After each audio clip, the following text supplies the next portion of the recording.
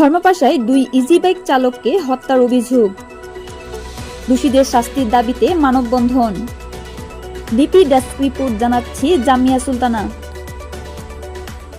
সুনামগঞ্জের ধর্মপাশা উপজেলার সদর ইউনিয়নের নোয়াগাঁও গ্রামের কারি মিয়া খানের ছেলে সাইকুল ইসলাম ও একই ইউনিয়নের দোসদুরি গ্রামের কামাল মিয়ার ছেলে হুমায়ুন কবিরকে দুর্বৃত্তরা হত্যা করে তাদের ইজি বাইক ছিনতাই করেছে বলে দাবি করেছে তাদের পরিবার।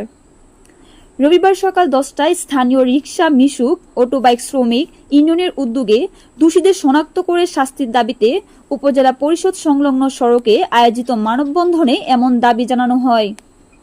এতে নিখোঁজ 2 ইজি বাইক চালকের পরিবারের লোকজন সহ বিভিন্ন শ্রেণী পেশা 2 শতাধিক মানুষ অংশগ্রহণ করেন। মানববন্ধনে সংগঠনের সভাপতি আব্দুল আলিমের সভাপতিত্বে বক্তব্য দেন 2 নং ওয়ার্ডের ইউপি সদস্য রিপন মিয়া, সংগঠনের সাধারণ সম্পাদক মুতাহার হোসেন, চালক রাসেল মিয়া, রেনু মিয়া, অলিউর রহমান, আব্দুল সালাম প্রমুখ। 15 এপ্রিল রাত 10:30টার দিকে সাইকুলের পার্শ্ববর্তী গ্রামের এক ধানক্ষেত থেকে এক অজ্ঞাত যুবকের অর্ধগলিত মরদেহ উদ্ধার করে পুলিশ। উদ্ধারের পর সাইকুলের পরিবার ওই মরদেহকে সাইকুলের বলে দাবি করলে পুলিশ ওই মরদেহ সাইকুলের পরিবারের হাতে তুলে দেয়। এদিকে গত বৃহস্পতিবার বিকেলে উপজেলার সদর ইউনিয়নের কান্দাপাড়া গ্রামের সামনে নিমাইকুনা বিলের একটি ধানক্ষেত থেকে মানবদেহের খুলিসহ কিছু হাড় উদ্ধার করে পুলিশ। উদ্ধারের পর হুমায়ুনের পরিবার খুলি হাড় হুমায়ুনের বলে দাবি করে। পরে হুমায়ুনের পরিবারের কাছে খুলিসহ হাড় হস্তান্তর করা হয়। সাইকুল গত 8 এপ্রিল ও হুমায়ুন গত 15 মার্চ ইজিবাইক সহ নিখোঁজ হয়েছিল।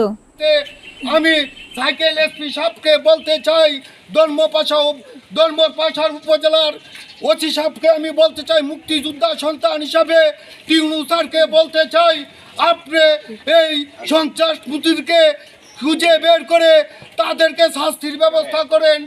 ভাই ওরা 2 জন আমার সাথী ভাই, আমরা একই সাথে গাড়ি চালাই, একই সাথে সিরিয়ালে ভাড়া মারি। দেখেন তত্ত্বজা 2টা লোক আমাদের মাঝে নাই, এমনভাবে আমাদের মাঝে নাই, আমরা তারা খুঁজে পাওয়া যাইতেছে না, এমনভাবে নাই, আর তাদের চিনতে পারি নাই, এমন অবস্থা করতেছে। কঙ্কাল বানায় চারিতে, তারা আমরা চিহ্নিত করতে পারতেছি না, তারাকে আমরা চিনতে পারতাম, তারা আমরা দোয়াইতে পারতাম, তাকে আমরা মা দেখতে পারতাম না, তারা আমরা সুন্দর করে দোয়ায় একটা ব্যবস্থা করে জানাজা করাবো, এইটাও আমরা পারতেছি না। এইটা একটা অমানবিক মৃত্যু। পরপর এইটা যারা করছে, যে অপরাধীরা অপরাধ করছে, তবে যারা এই কাজটা করছে এদেরকে আমরা আইনের আওতায় আনার জন্য সোচ্চার আছি। আপনারা মনে রাখবেন, এখানে কেউ না কোনোভাবে আমাকে এই মামলায় সহায়তা করার জন্য একটা না একটা লোক এখানে আছে। কিন্তু সে যদি স্বতঃস্ফূর্তভাবে আমার কাছে দৌড়ায় না আসে, আমাকে কথা না বলে, তাহলে আমি কিভাবে সাহায্য সহযোগিতা পাবো? আশার আলো আশার বাণী কতটুকু দিব?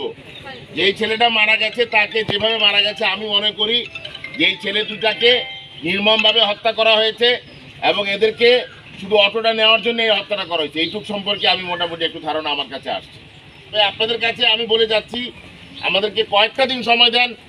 আমরা মোটামুটি একটা পর্যায়ে গেছি। কালকে রাত্রে পর্যন্ত সারা রাত্র আমি ঘুমাই নেই, সারাদিন সিলেটে ছিলাম, আসছি।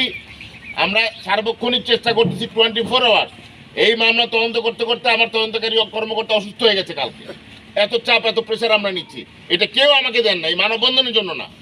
আমাদের এই প্রেশার সিনিয়র কর্মকর্তাদের, আমাদের এই প্রেশার মানবিকতার, আমাদের কাছে যে প্রেশারটা আছে এটা বিবেকের। এই বিবেকের কারণে এই প্রেশার নিয়ে আমরা কাজ করছি। আমরা এই আসামি ধরবো এবং এটাকে আইনের আওতায় নিয়ে আসবো এবং আইনের কাঠগড়ায় সোপর্দ করবো। এটা আমাদের দাবি, এটা আমাদের ভিতরের, আমার একদম অন্তরের কথা। এটা নিয়ে আমরা কাজ করছি। আপনারা দোয়া করেন যারা আমরা এই আসামিদেরকে গ্রেপ্তার করে খুব দ্রুত আসামিদের গ্রেপ্তার করে আপনাদের সম্মুখে উপস্থাপন করতে পারি।